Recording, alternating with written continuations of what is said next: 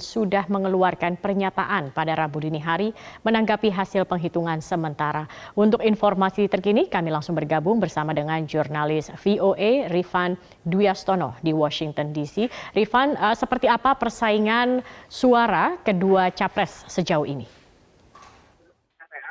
Ya, Zakia, hingga saat ini angka electoral college atau suara elektoral yang dikumpulkan oleh kedua capres, baik Joe Biden maupun Presiden Trump, saat ini memang masih saling salib menyalip ya.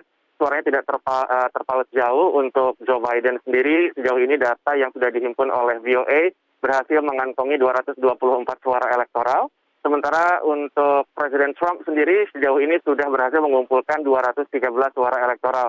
Tapi lagi-lagi saya tekankan itu adalah suara sementara karena memang hingga saat ini penghitungan suara masih dilakukan di berbagai negara bagian. Ada tinggal beberapa negara bagian lagi sebetulnya, cuman penghitungannya ini sepertinya akan memerlukan waktu yang lebih lama karena dengan partisipasi pemilih yang ikut serta dalam pemilihan awal atau early voting, itu adalah pemilihan yang dilakukan sebelum puncak hari Pilpres tanggal 3 November lalu yang memecahkan rekor 100 juta suara jumlahnya yang sudah masuk dan 2/3-nya dilakukan melalui pos, maka petugas TPS ini masih harus menghitung surat-surat suara itu secara manual dan itu membutuhkan waktu.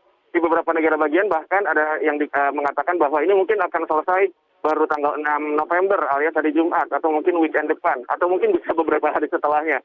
Jadi kita masih belum tahu seperti apa hasil final dari Pilpres 2020 di Amerika Serikat ini, tapi yang jelas siapapun baik Joe Biden ataupun Trump, mereka harus bisa mengumpulkan setidaknya 270 suara elektoral untuk bisa memenangkan kursi kepresidenan Amerika Serikat selama 4 tahun ke depan.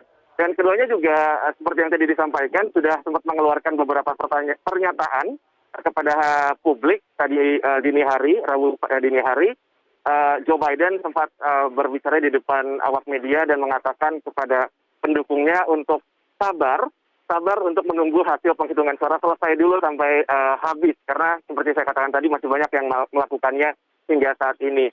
Dan meski demikian, Joe Biden juga merasa optimis, merasa positif.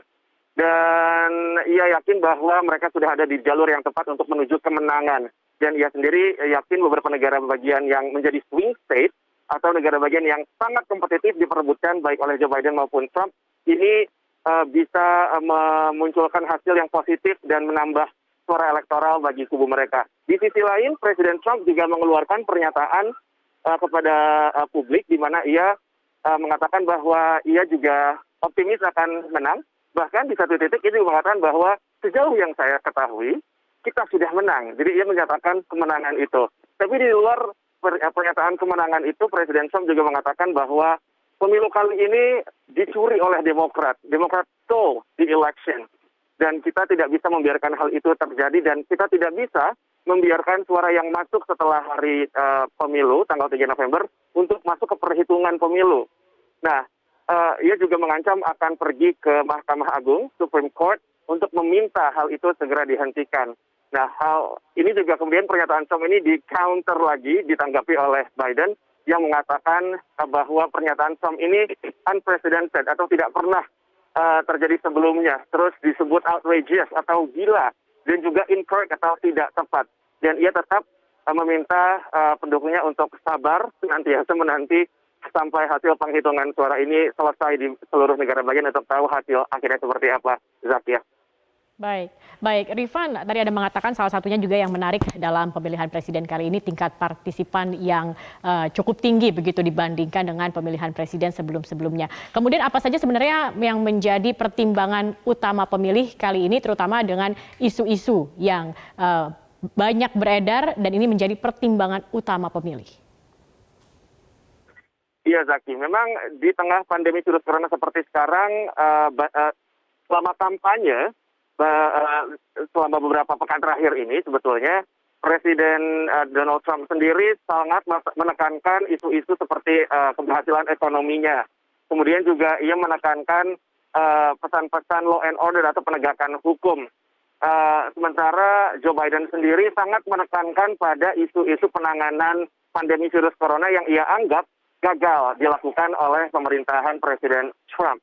Nah, setelah dilakukan survei oleh beberapa lembaga survei, salah satunya adalah oleh Edison Research, NEP via Reuters. Dalam